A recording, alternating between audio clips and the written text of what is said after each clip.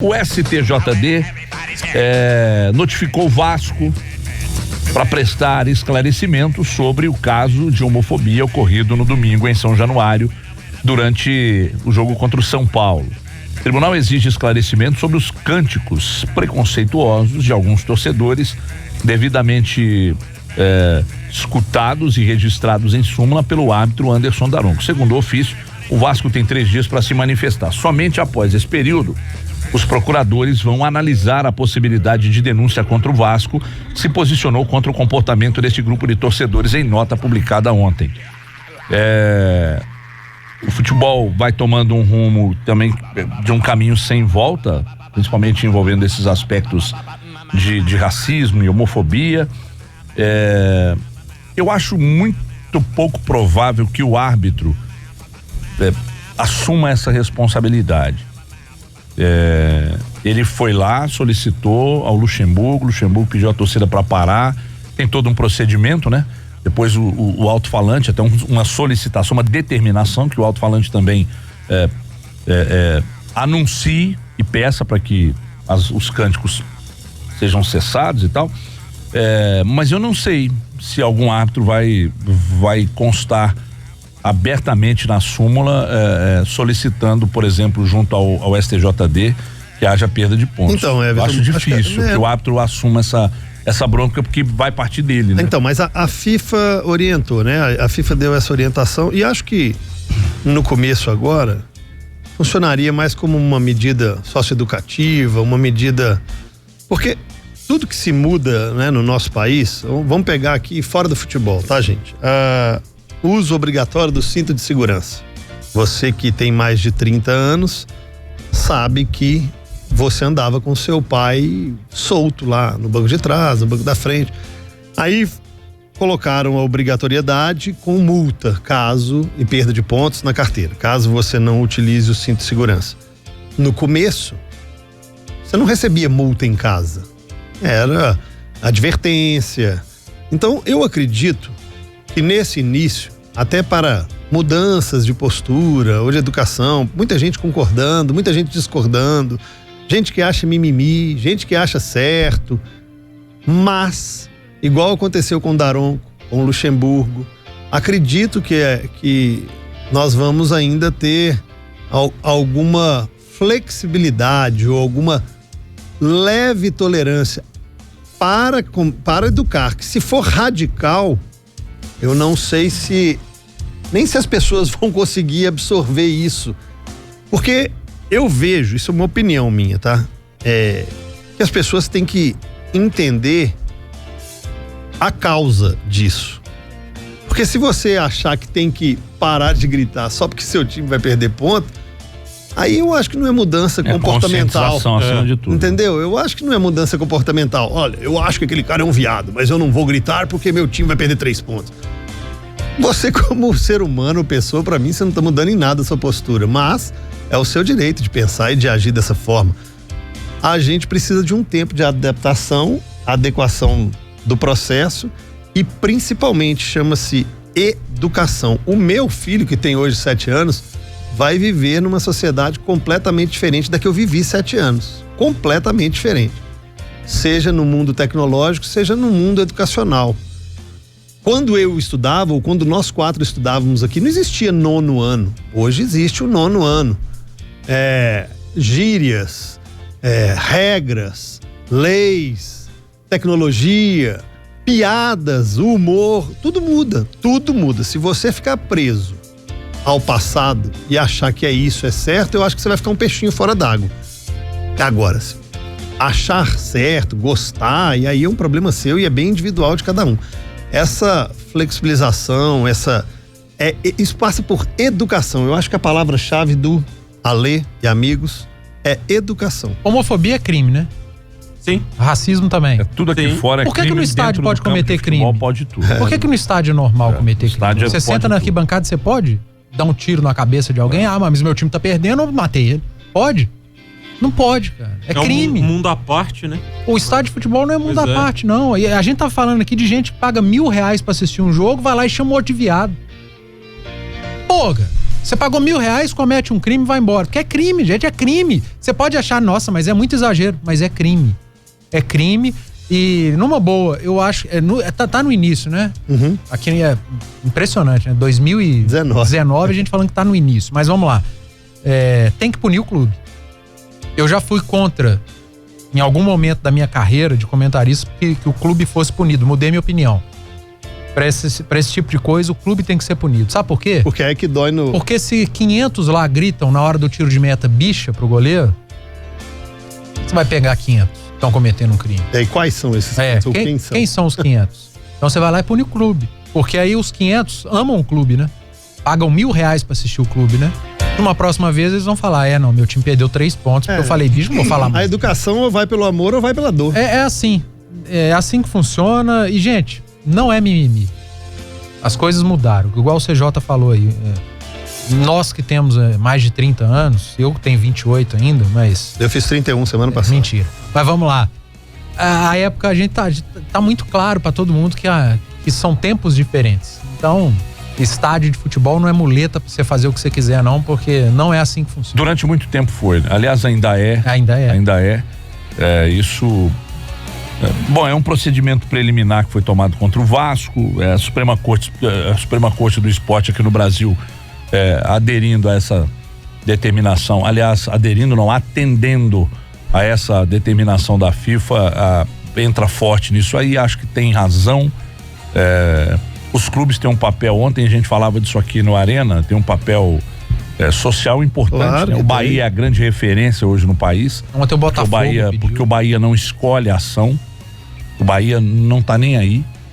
Entra de cabeça mesmo. Não é que no Bahia não tá nem aí, os outros não estão nem aí, né? O Bahia que eu tô dizendo é exatamente isso, né? O Bahia não se preocupa com a repercussão negativa entre parte de sua torcida e ele não tá nem aí pra quem achar ruim, absurdamente alto. Isso é muito bom.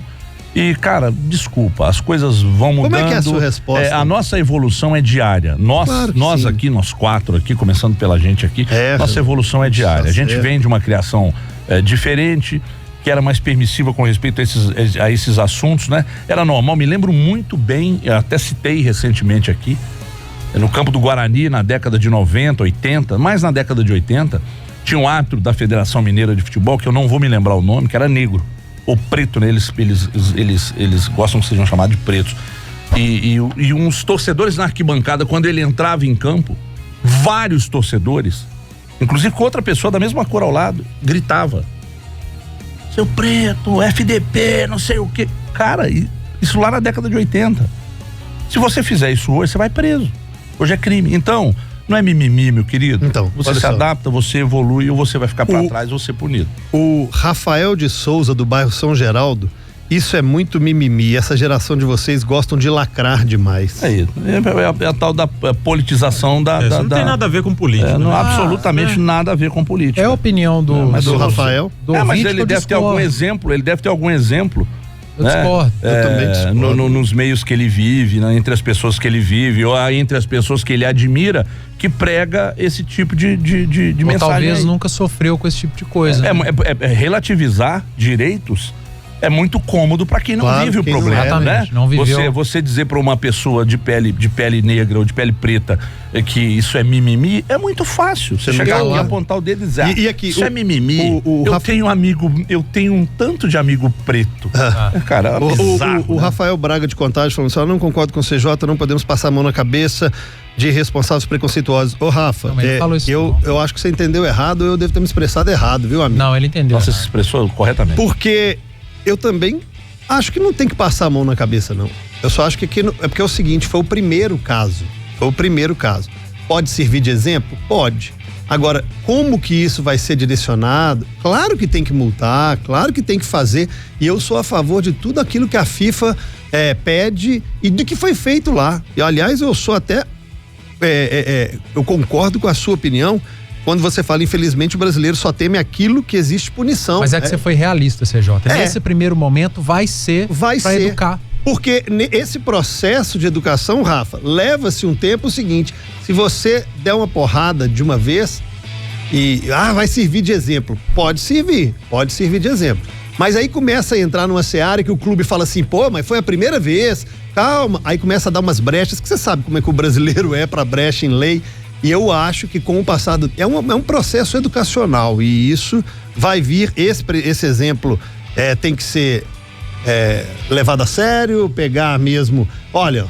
Foi o primeiro. Se você for residente, foi o primeiro. Se você for residente, já sabe, né? Algum vai ser pego como exemplo, vai acontecer. Você sabe o que eu acho? A rede social hoje, ela é meio que o estádio de ontem.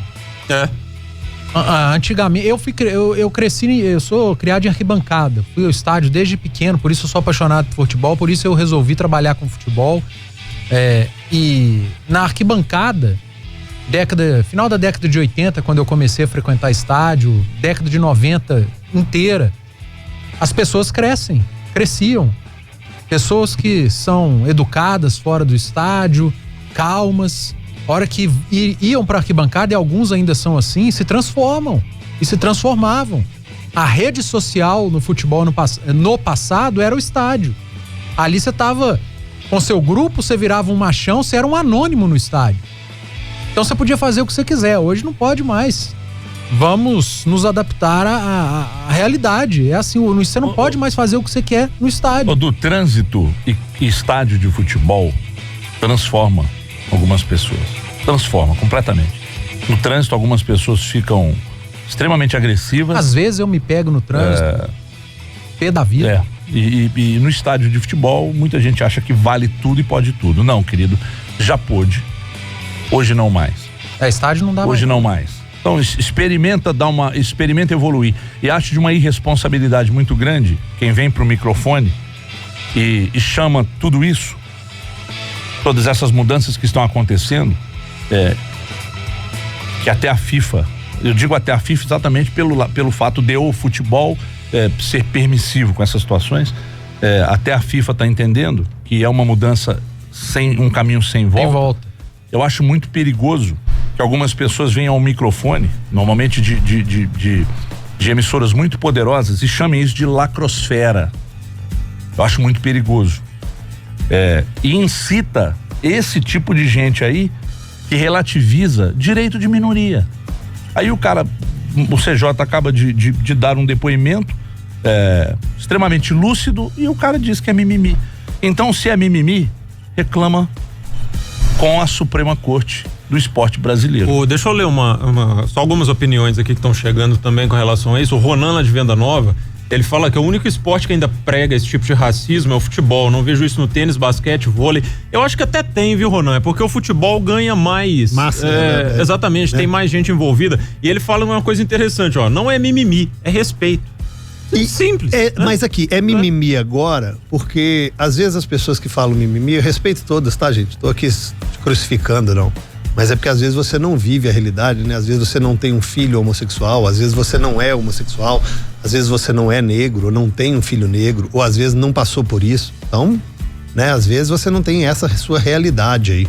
E aí fica difícil sentir a dor da pele dos outros. Porque eu viro pra você e falo, tô com uma dor de cabeça. Você pode virar e falar assim, dor de cabeça eu sinto a qualquer hora.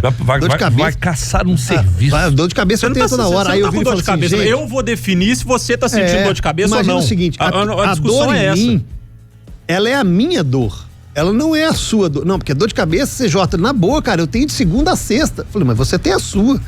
E você aguenta e suporta uma dor maior que eu. A minha dor de cabeça, ela me incomoda louca. Eu tenho uma enxaqueca que eu tenho que ficar trancado num quarto escuro com um lenço de álcool na cabeça sem barulho. E você vai achar que isso é frescura. Mas eu que tô sentindo a dor, que dá vontade de até vomitar. Então, isso eu entendo que você fora não consiga enxergar. Beleza? Beleza. Só que você tem que respeitar. Isso aí é obrigação.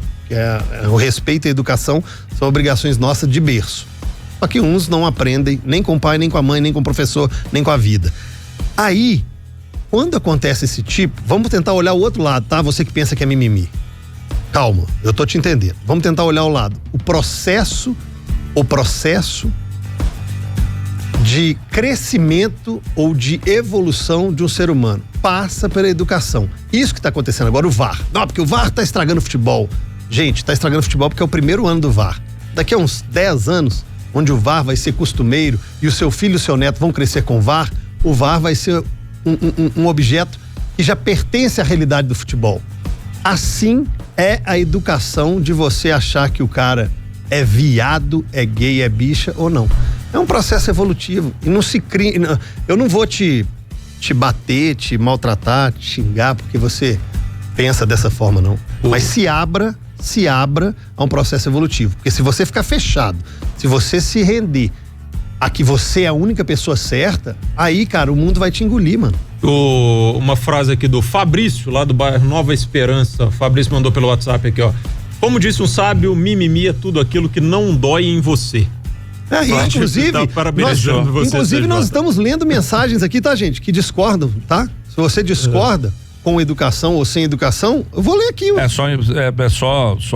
Também destacando que independentemente de discordarem ou não, a decisão está tomada e o futebol também entrou nessa como um caminho sem volta.